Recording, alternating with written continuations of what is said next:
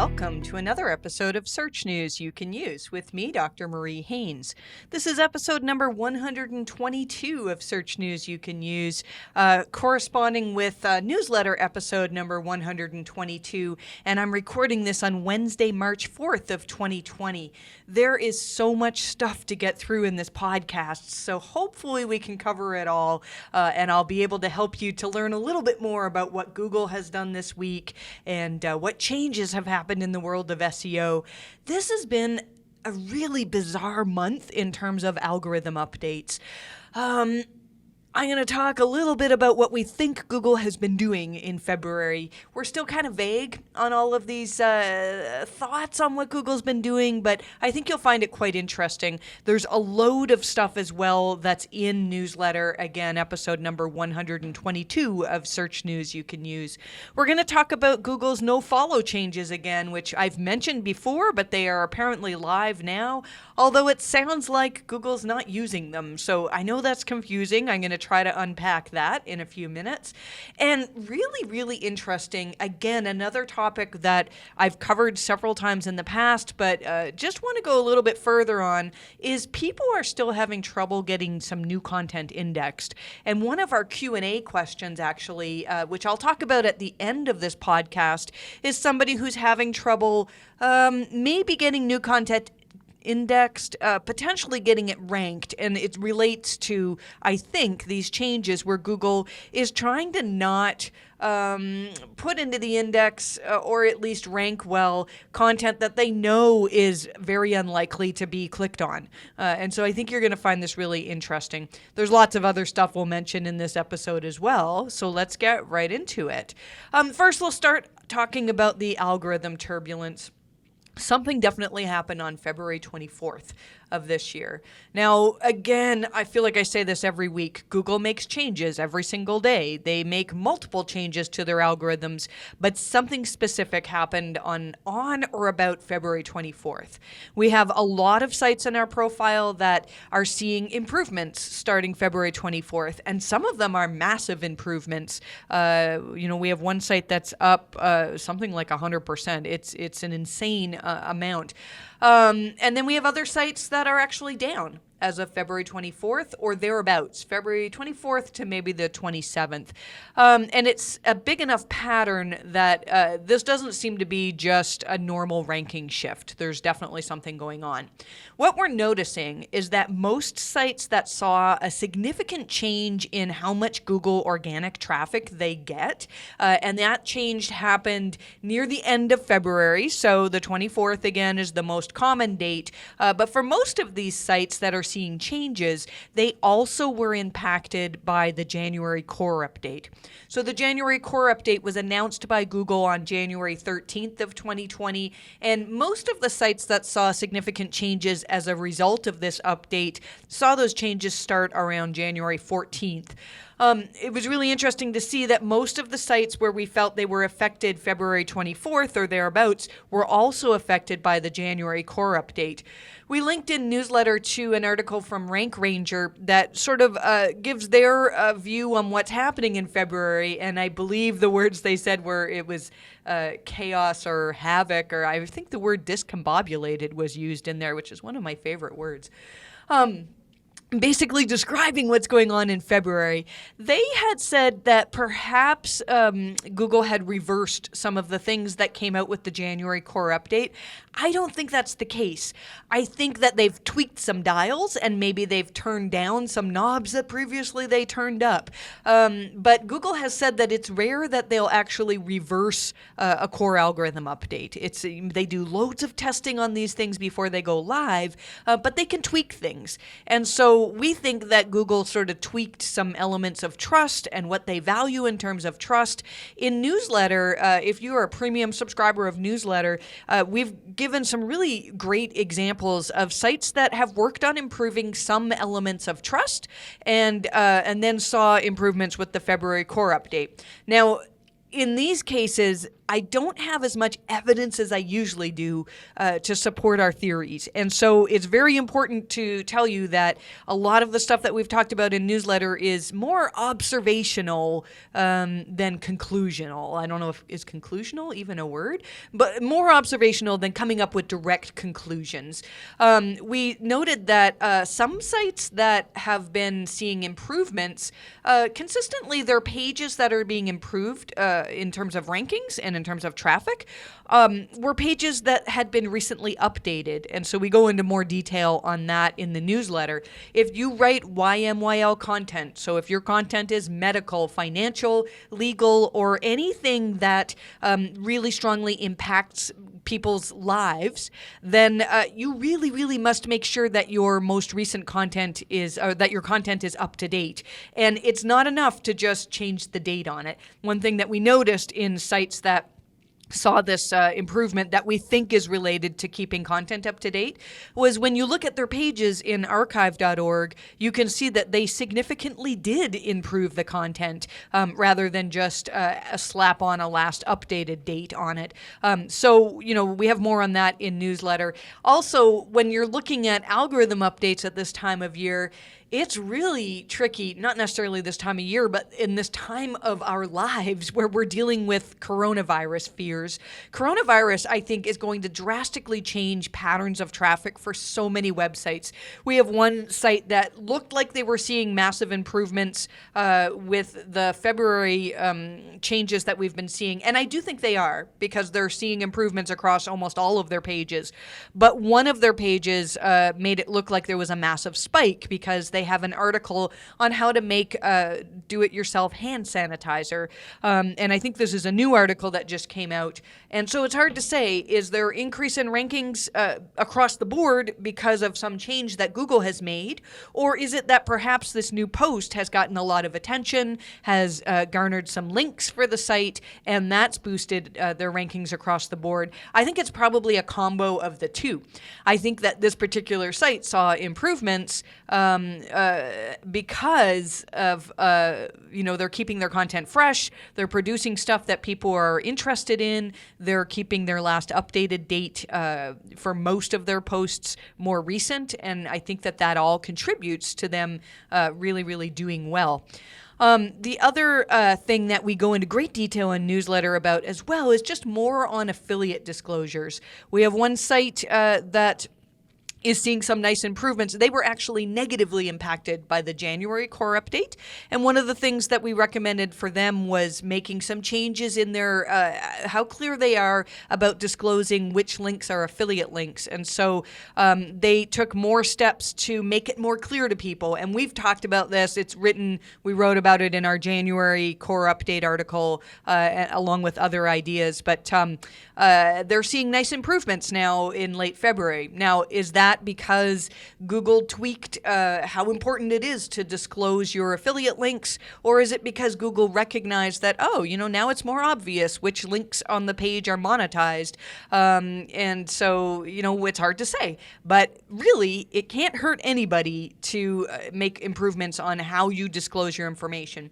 I know some of you are saying, but wait, users won't click on that link if it's an affiliate link. If that's the case, if the only way that people will click on your affiliate links is if you disguise them and make them look like they're not affiliate links, then those probably are not going to help Google to trust your site.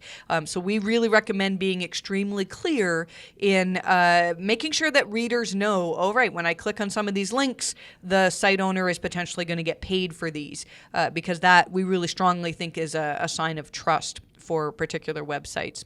So I'm not going to go into more detail at this point. Those are just some of the things that we think Google is doing in terms of February changes.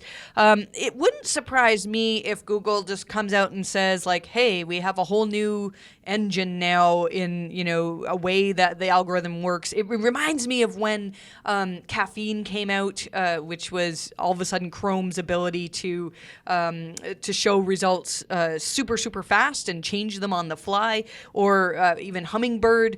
When Hummingbird went live, nobody in the SEO community really commented on it. I think in hindsight, people said, oh, that's why rankings changed at this time. And then a few months after Hummingbird came out, Google came out and said, oh, by the way, we've completely redone a huge component of our algorithms, and they didn't tell us about it. This is what that feels like to me. Now, I had a theory that I was apparently wrong, that these changes could be related to Google's handling of nofollow. We've talked about this a lot in the past, but in September, Google put out this blog post telling us about the new attributes rel equals sponsored and rel equals UGC. And those new attributes are something that you could implement at that time in September or anytime since then. And Google should recognize that, oh yeah, this is a sponsored link. We're not going to count this in our algorithms, or this is a user-generated content link, and so we're not going to pass PageRank through it. We're not going to change anything in regards to how we treat this link. What didn't go live in September was Google's ability to use no-followed links in terms of crawling and indexing. And so we had this theory that perhaps Google, and I still think this is true, that Google probably will do this in the future, that some no-followed links may start to count for things. And what I mean by that is, let's say the Wall Street Journal writes an article about SEO and links to us, but they link to us with a no-followed link. I think that Google can recognize now that they have BERT, they have ways to process language. They could recognize, you know what, this is an authoritative article from a website that we trust that is recommending content from mariehaynes.com, and even though it's a no-followed link, that recommendation means that that content's actually pretty good. And we think that no-followed links from authoritative sources, this doesn't mean we should all go out and start blog spam commenting, to get links from every source. Google is going to be really good at recognizing which of these no-followed links they should actually use. But really, that isn't happening. So I asked John Mueller on Twitter whether this was potentially the cause for the fluctuations we've seen in February, and he flat out said, no, it's not. So it was a good theory, but that's not actually what's happening.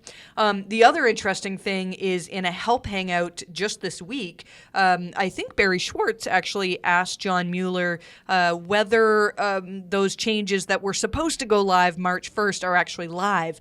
And from what I understand, it's something that's available to Google engineers, but no Google engineers have actually written code to use these changes. And so it's something that, who knows, in the future we might find with a future update that things have changed because Google is now taking into account some no-followed links, but this apparently has not happened yet. Let's talk about people having problems getting content indexed. There's more people. We put in newsletter just another tweet from somebody who was saying, look, I have this new content and I can't get it indexed. John Mueller is very clear in saying that there are no indexing issues with Google. And I find that really interesting because usually in the past, if people en masse were complaining about getting content indexed, then Google would be like, okay, we're going to look into it. We're going to figure out, is there a problem on our side? And this time when people ask it, they just flat out say no. So at the end of this podcast, there's a Q&A question about somebody who's having trouble getting content indexed, although I'm not sure whether that's actually the issue. It could be that the content is just indexed but not ranking well. And I'll go into some more detail in what I think Google could be looking at in terms of deciding whether to index content.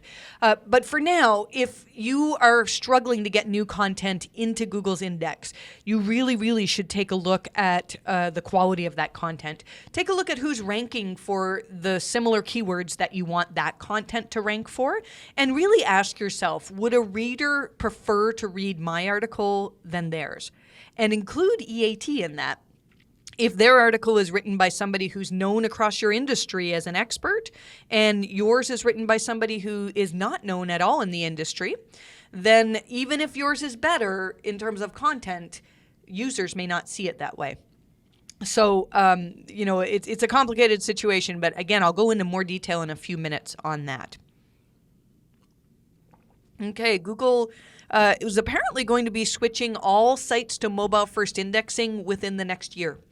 This is news. So there was a tweet by Kyle Sutton, and he received an email from Google, which is very common, saying there's mobile-first indexing issues on his website. Or maybe it was one of his clients' websites. And the message, though, actually contained this line. It says, Google expects to apply mobile-first indexing to all websites in the next 6 to 12 months. So that's important. If you've been thinking, well, it's going to take years for Google to get around to mobile-first indexing, and you've been putting it off, I would not put off making sure you're mobile-first indexing ready any longer. We have a really good article written by Matt Baker, one of my great teammates here, on mobile-first indexing, which you can find, I'm sure if you just Google mobile-first indexing, Marie Haynes, I think it actually ranks fairly well for mobile-first indexing, but I haven't checked recently. And it's got pretty much every question you could have on mobile-first indexing is in there, and anything that Google's said on the subject. And so most of you probably know by now, but the most important things are to make sure that your content is the same on mobile and desktop. So if you have content that exists on desktop but doesn't show for mobile users, then Google's going to not see that content, or potentially just treat it as lower quality content. And so that includes things like schema. If you have your schema only on your desktop, then as you move to mobile-first indexing, that schema may not be recognized. So, we could probably do a whole episode on mobile-first indexing, but I would encourage you to read the article that Matt wrote, and I think you'll get some good tips from that. We also have in newsletter some good tips on best practices for Google News. Google put out an announcement, I think it was a blog post this week, that talked about some things in regards to structured data and AMP. And if you are trying to get things into Google News, especially AMP pages, structured data is really, really important. Google says this will make it the content eligible for an enhanced experience in search, such as placement in the top stories carousel, host carousel, and visual stories. Google also recommends that you add a publication date. And this is important, and we think that this goes along with the recommendations that are in the Quality Raters guidelines to keep your content up to date, especially if it's YMYL. There's more in there, especially on marking your content for live stream content and more. So if you are into Google News and you haven't seen this blog post, we've summarized it in newsletter for you, but probably you should read the entire blog post. Google announced that they're giving free access to their new advanced Hangouts Meet video conferencing. I don't know much about the service. I think so many people use Google Hangouts, and so it sounds like Google is improving it. I don't know if you heard, apparently Zoom, Zoom, who is a video conferencing software that a lot of people use, their stock doubled over coronavirus because so many people are working from home now, trying to avoid getting sick and infecting people and whatnot. And so there's a lot of people doing video conferencing, and Zoom's stock doubled. I saw, now I'm not big into the stock market at all, but I actually saw there's another stock that trades under Zoom, I think. But it's not the company Zoom. It's a different, it's not a video conferencing company. And that company's stock is improving because people are thinking that it's the video conferencing. I thought that was very interesting that actually happens. But back to this story about Google Hangouts. So apparently Google's working on a new advanced type of Hangout, and it's going to be free to everybody until July 1st of 2020. I think this is a smart move on Google's part. We'll probably give it a try. We've been kind of rotating through video conferencing, and there's pros and cons to so many of them. But imagine, how many people will use this because it's free and people are working from home. And then who knows what will happen July 1st. If we get pretty ingrained into using this new service, and then they say, well, now you can use it, but it costs this many dollars per month, I think they're going to get a lot of users from that. But we'll see. We'll see if it works better than the other opportunities that are out there for video conferencing. We know that Danny Sullivan is our Google Search Liaison. We now have a YouTube Liaison. and his name is Matt Koval. I've just started following him on Twitter, so if there's news relevant to YouTube that we think will help those of you who are SEOs, then we'll pass that on to you as well. And those of you who are heavily invested into YouTube, I would consider that you should be following Matt Koval. It's MattKoval, and that's his username. The official YouTube Liaison account is YouTube Liaison. Liaison is one of the weirdest words to spell. Every time I type it, I think, is that right? Anyhow. Let's move on. So Google announced that images will start showing new icons on desktop. And these icons, if you hover over them, will say whether the image leads to a product page, a recipe, or a video. Now, I didn't look into this in great detail. I would assume that this is schema driven.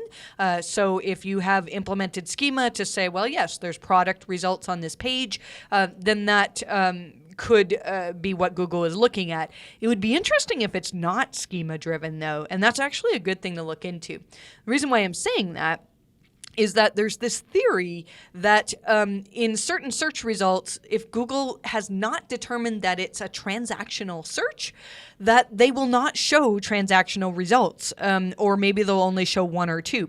I'm actually going to be talking about this a bit in my talk at SMX Munich, where let's say you did a search for vitamin D and you just wanted more information on vitamin D. Well, you're not likely to see results from Amazon or people who sell vitamins. You're more likely to see Healthline, the Mayo Clinic, Harvard giving articles about information about vitamin D. But if I change my query to say, buy vitamin D, then all of a sudden my SERPs are filled with sites that are e-commerce sites. I see Amazon, I see Walmart, I see big vitamin manufacturers. And so the theory is that there's almost like a lottery for certain queries when Google determines that the query is transactional or informational, or, in some cases that you're clearly looking for a recipe, perhaps. Then Google is getting better at saying, let's show them results that are going to meet their query. And the reason why I say this, I still think that the image changes that they talked about are driven by schema. But I think that Google is just really trying to figure out whether pages on your website are transactional. And this can be really important because if you notice that every page that's ranking for your main query is an informational page, and you're trying to rank a page that sells a product related to that information, you may find that you rank better if you can make an informational page. Now, the problem with this is that those pages don't convert as well. And what we're noticing is that for informational queries, the pages, when Google does rank an e-commerce page, usually the calls to action are very mild. They're not, buy this product. It's like, here's all this information. And by the way, here's a link where you can buy it. So keep that in mind. This is something we're doing a lot of research into, just figuring out how to best capture search traffic when you're trying to sell products, because it seems that Google's getting better at determining when people have their credit card out and when they're just looking for information. Let's talk about outbound unnatural links. I got a tweet from somebody this week that was asking me a question about a penalty that they got from Google. I shouldn't say penalty, a manual action from Google on outbound unnatural links. Now, outbound means that the links are coming from your website. This is different than the normal type, I say normal, but the more common type of unnatural link penalty is where you've been building links to your website and Google detects unnatural inbound links to your website.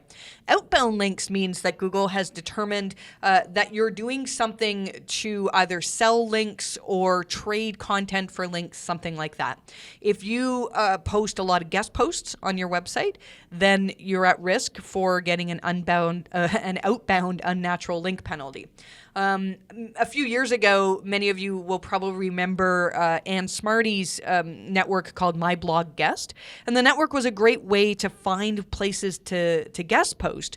The problem was, though, that many people abused it and started building links at a massive scale. And this started to look like a network of people providing links in exchange for content. And these links, for the most part, weren't paid links. It was more, hey, I can write this guest post for your website, and in return, it'll contain 3 links back to my website, that type of thing. And many of those sites that were in that network got this outbound unnatural link manual action. So has there been an increase in these that are going out? A few SEOs, I saw Jennifer Slegg and Alan Blaiweiss both tweeted that they've had a few requests this week for people who wanted more information or wanted help on this type of thing. We haven't seen an uptick in requests, and I mean, it's certainly possible. I think it's possible that Google found a particular link network and sent out some manual actions that way, but I don't think this is something where Google is doing this massive all of a sudden they're handing out tons of manual actions. I could be wrong on that. So if you got one of these, they're usually very easy to fix. Generally, what you need to do is find which posts contain links that were there for SEO reasons. And what I mean by that is either a paid link or it's a guest post where somebody's allowed to link to their own site. Now, it's fine. If you have a couple of posts like that, you're not going to get this manual action. But if you have lots and lots of posts where you're allowing people to create their own content and link out to their own websites, then you could get this manual action. Now, from my experience, the manual action doesn't tend to actually hurt your site. It used to be harmful in the days where we had toolbar PageRank. If you remember, we had this toolbar that Google provided that I believe they got rid of when Chrome became well adopted, because now they can just see, which websites people visit because they've got their own browser. But in the past, we all had this toolbar installed, and the toolbar would tell us the page rank. Now, I remember, I'm sure Barry won't mind me saying this, he wrote about it, but Barry Schwartz got an unnatural links outbound link manual action. And his was because he has a sidebar where he has sponsored links, and he made those links followed. This is many years ago. They're no followed now. And so Google said to Barry, well, that's unnatural, and you're selling links, and those links are passing PageRank. And I believe Barry's website was like a PageRank 6 at the time. I could be wrong on that. And then when you went to Barry's website after he got that manual action, the toolbar PageRank said that it was like a 2 or a 3, something like that. I could be wrong on those numbers.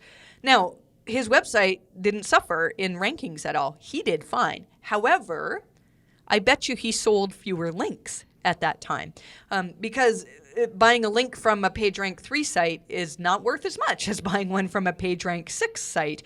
And eventually, Barry changed things. They're no followed now. For a while, we had, it was our one paid link that we had, and we were probably one of the first sites on the web to have a rel equals sponsored link pointing to us, because Barry implemented that once it went live. So anyways, I don't think there's an increase in these manual actions going out. If you get one, you can just find all of those links, either remove the link, change it to no followed, add a sponsored or a rel equals UGC on it, and then request reconsideration through Search Console. Gary Ish just tweeted saying there's no such thing as a site being tainted after a manual action.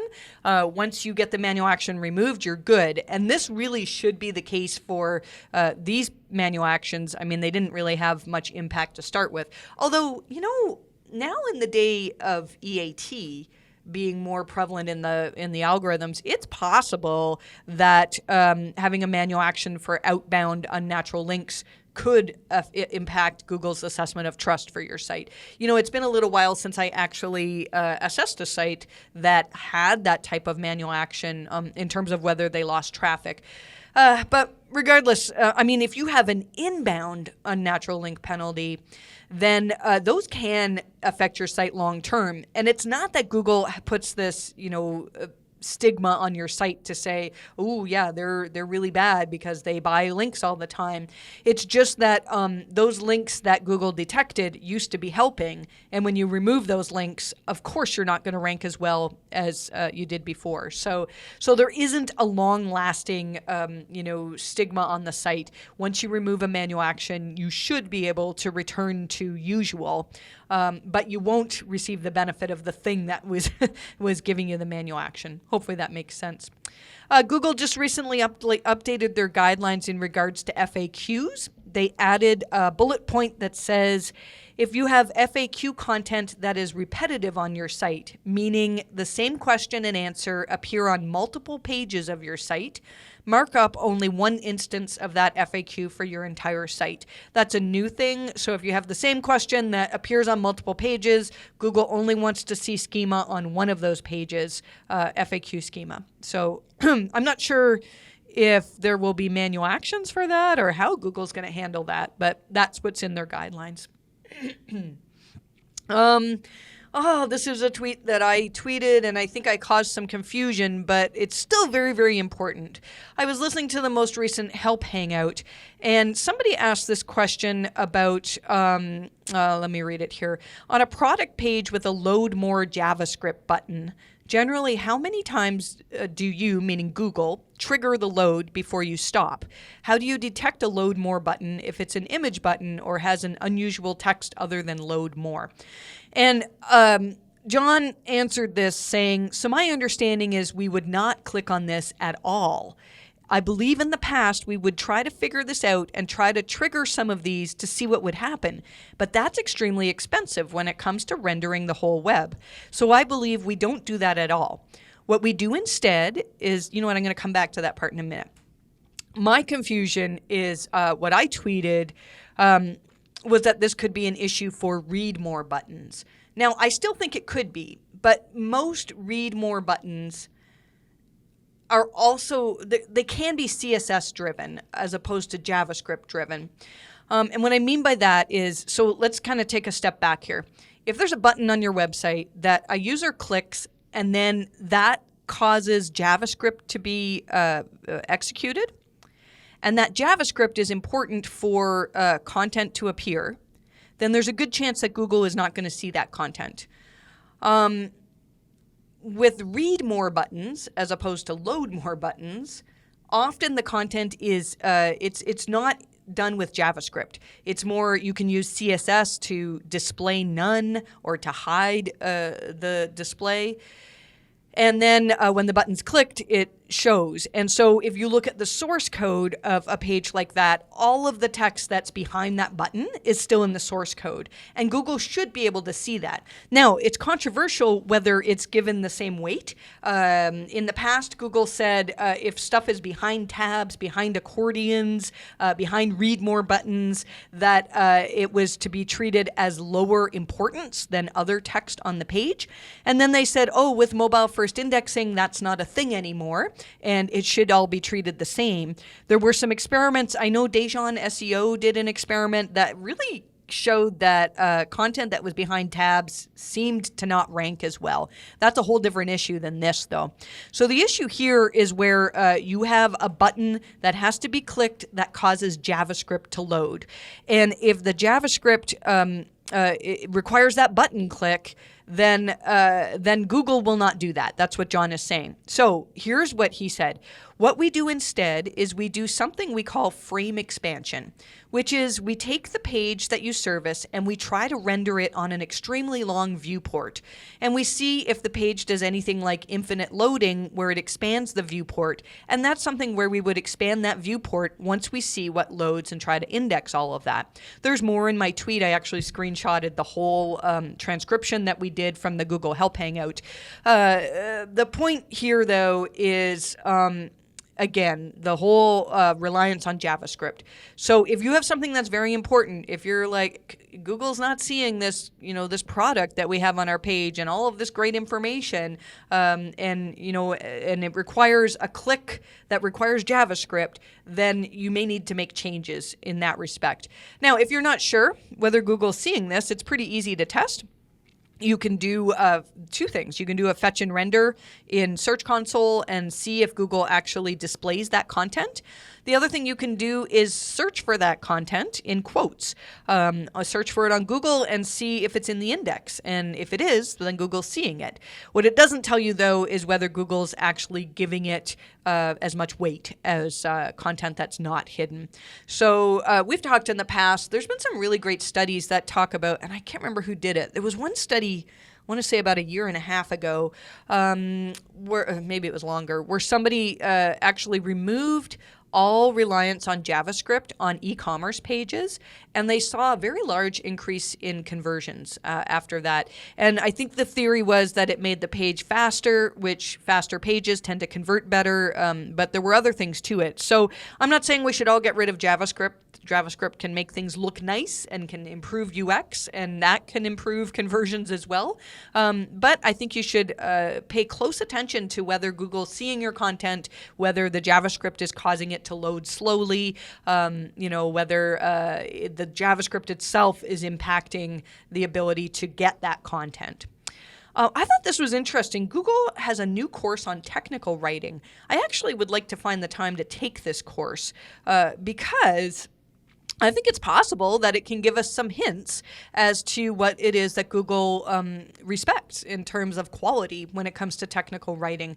We've linked to the tweet that announced that in newsletters. So I would encourage you, if you have technical writers, to do it. The course seems to take a few hours to do, so we'll see.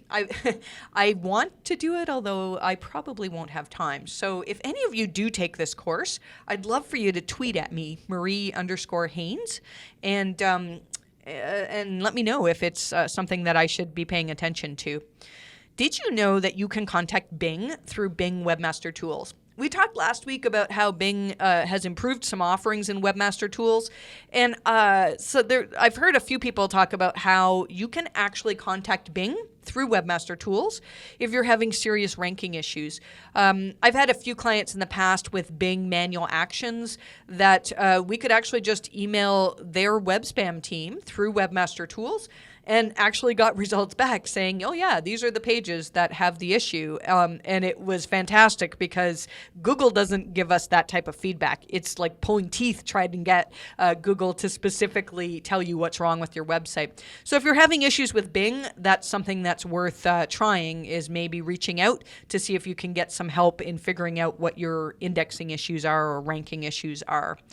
We don't have a whole lot in newsletter this week on local search. There's a couple of little things in there, but there is apparently, I mentioned this last week, we've sort of partnered up with Sterling Sky, that's Joy Hawkins' team, that does tons of local SEO, just because we don't do so much of that now, and it's hard for me to report on the impact of things when our own clients are not as heavily involved in this. According to Carrie Hill, who works for Sterling Sky, there has not been major algorithmic fluctuations this week. There's no massive news in local SEO. There is a little bit of a rumbling of maybe an algorithm update, but in their opinion, there really isn't a major impact from this. So if that changes, we'll update you on that next week. Let's see here. We'll move on to Q&A. I've got two really interesting questions today. First question, is it against Google's guidelines to own 3 websites in the same niche? I own 3 websites in the same niche. A, hosted on different IPs but the same C block. B, each one has a different address and a different Google My Business postcard verified, and each has a different brand name and a different phone number. C, none of my websites link to each other. And D, they all have unique content but targeting the same keywords. Lastly, they all have citations with consistent NAP, that's name, address, phone number, at the top of each website.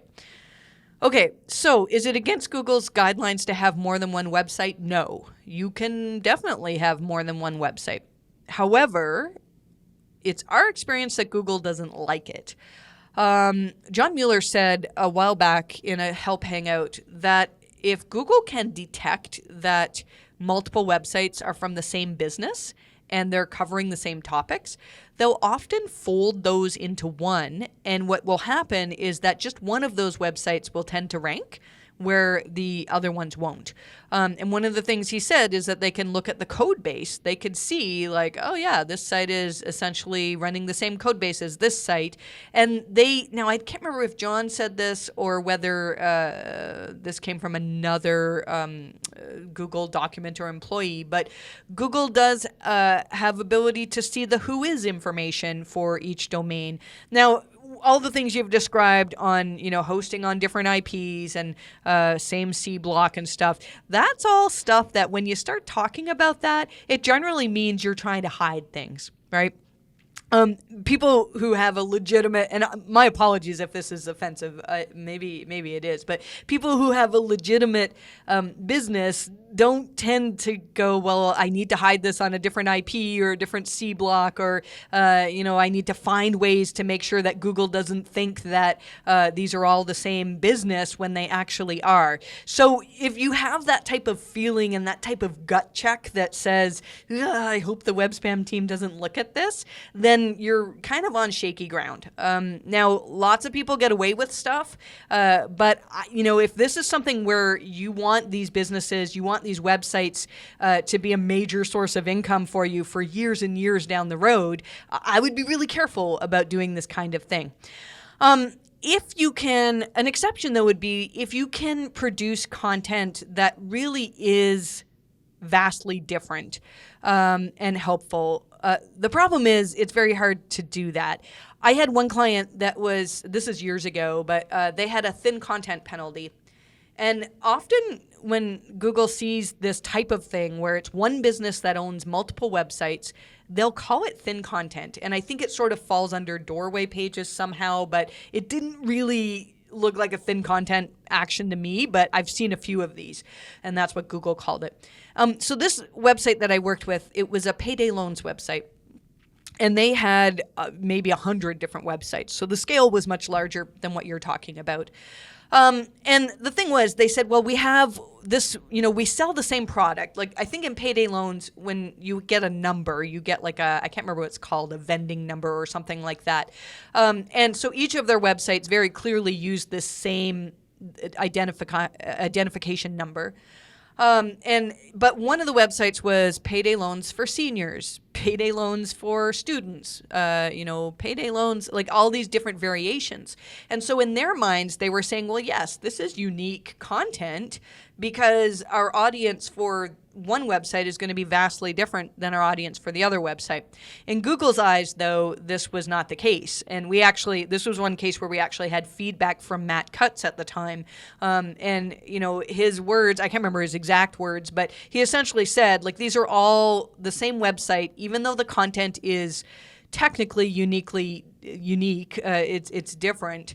They really could have been folded into one website. So, if Google sees it, it can get you a manual action. That said, for websites, probably that's not going to happen. My other concern would be that you could end up cannibalizing your own websites. So, if you have 4 websites all ranking somewhere at the bottom of page 1 for your main keyword, it might be that if you combine those into one great website, that you could be at the top of page 1. It's possible. And then my last concern that I have for this is about EAT. So EAT, for any business is important. And one of the things, now I don't know what niche you're in, but if you have Google My Business profile, you're probably seeing customers. Google needs to see that you're a valid business. It's very hard to build up EAT for 4 different websites that are in the same niche. And so how would I build up EAT? Let's say I started a website offering where to find a plumber in Ottawa. And then I started another website on emergency plumbers in Ottawa, and I started another website on plumbing for cottages in Ottawa area, stuff like that. And so in order to build up the EAT, each of those businesses needs to be mentioned in places. They need to be recognized as valid businesses. They need to have, I'm guessing, they need to have valid foot traffic, some of them. Google's got patents that measure, how many people actually step into a business. They know that stuff. They know when you get the notification on your phone that says, how do you like this grocery store? Can you leave a review? They know you're in the store, right? So these are all factors to consider. So I think it's something that if you're doing it as a tactic that you know could go away at some point, it's worth trying. If you're legitimately trying to maintain a business that you want to be around for years and years, and you're reliant on it as a source of income, I would much prefer to see you have just one website that maybe has different sections on these different aspects, but one website's probably better. Now, let's do the promised question here. I answered a question in last week's newsletter. Somebody was asking about a section of all of their pages that says as seen in, and then it'll say as seen in CNN or Forbes or whatever. And they were asking whether having that on every page would be seen as duplicate content, because they're finding that many of these pages that are not ranking or that have this content, they're having trouble getting them indexed or ranked. So this person sent me some pages. Now, they've asked that I don't share the actual domain, so I'm not going to do that. But they sent me 4 different pages that are essentially service pages. Like they say, look, we do this thing, and here's our page on this particular type of software that we create. And the question was saying they're not getting in the index. Now, I searched for text from these pages, and they are indexed. I also searched for the main keyword on these pages plus your brand name, and I was able to surface the pages. So they're there, but when I search for just the keyword, I went through, I think, 5 pages and did not see you. So I think the issue here is not that they're not ranking or that they're not indexed, but rather that they're not ranking as well as expected. Now, how do I put this? It's not that these pages are super low quality, but they're not great. When I look at them, they have some basic information that say, here's the service, and you should hire us to create this software for you. And when I did a search for your main keyword, I looked at the site that was ranking number 1. This site is known as a giant in your industry. The page that they have ranking has way more information than your page does. And it actually, when you sent me these pages, I didn't understand the topic. It's around cryptocurrency, and I won't say any more than that, but it's an area that I'm not well versed in. And so their pages from the authoritative website, they started off explaining what these terms were, and they wrote it from the perspective of if I'm a business owner who would maybe want to hire them to develop this type of software, then I have questions, and they answered those questions for me. And then I went and I looked them up in Wikipedia. They have their own Wikipedia page. They have loads of authority, and you don't have a Wikipedia page. Now, you do have some level of authority. I see that you've got authoritative mentions. My point here, though, is to say that it's possible that when Google sees your page, so you have a brand new page that you're trying to get in the index that says, hey, we do this service. Google, it's not like it was spammy. And, I didn't look at whether it had links pointing to it or not, but the content on the page was all right. But I think they can say, well, we've already got some really good authoritative pages ranking on this type of topic, and this new page has less information. It comes from a site that's not really well known as an authority. So why should we bother surfacing it to searchers? There's no point. I think in the past, before they could really thoroughly recognize the quality of content, Google might say, well, let's kind of experiment with ranking this for a while, and we'll see if anybody clicks on it. And if so, then we'll keep offering it to people. But I think this is what's happening now, is that Google can recognize, hey, there's new content here. Where should we rank it? Well, it's by far not better than anything that we have on our first page. So let's just not bother ranking it unless somebody's very specifically looking for your particular brand, or it's really obvious obvious that they want the page that's on your site. So what do you do about this? It's very hard to fight against being authoritative. So keep trying to get news mentions, keep trying to do stuff where people are talking about your company. That'll help boost your authority. You can try to get a Wikipedia page, although you need to have a lot of news mentions, although you do have, you're mentioned in a lot of places, so you may be able to get a Wikipedia page, and this could help. But the best advice that I can give is that you work on improving the content on those pages. So it doesn't, I wouldn't focus on word count, but I would say, look, of customers that we think could come to our website, how could we best answer all of the questions that they have right at their level? Ask them what questions they have and make sure those are covered on your page. And you may find that it starts to rank well again. And then the final thing I'll say on this is if these are brand new pages, give it some time. It can take months. I've had sites where I've created new sites that were fantastic content, and it sometimes took a good 6 months for them to start getting recognized and get some search traffic. So if these are new pages, they're not just suddenly going to start ranking. It may take some time. But I think that that's the advice that I can give you to move forward there.